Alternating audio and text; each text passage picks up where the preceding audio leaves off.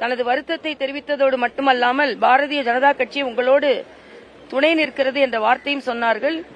அதே போல மரியாதைக்குரிய நட்டாஜி, சந்தோஷ்ஜி, அதே போல தமிழக முதலமைச்சர் அவர்கள், தமிழக எதிர்க்கட்சித் தலைவர் அண்ணன் எடப்பாடி அவர்கள், அண்ணன் ஓபிஎஸ் அவர்கள், அண்ணன் தினகரன் அவர்கள், அண்ணன் திருமாவளவன் அவர்கள், அண்ணன் செல்வப்பெருந்தகை அவர்கள், இன்னும் அவ்வளவு பேரும் வந்தார்கள். எல்லார் பெயரையும் சொன்னால் அனைத்து பேரையும் சொன்னதாக எண்ணிக்கொண்டு அனைவருக்கும் எனது நன்றியை நான் தெரிவித்துக் கொள்கிறேன்.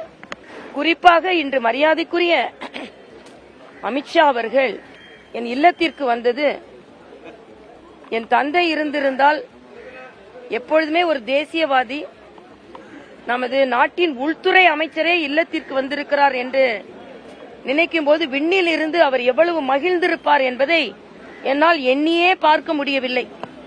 எப்பொழுதுமே என் தந்தையின் சிரிப்பு எனக்கு பிடிக்கும்.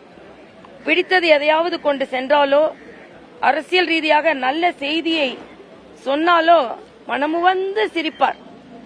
அந்த சிரிப்பை காண்பதற்கே நாங்கள் சில நேரம் காத்திருப்போம்.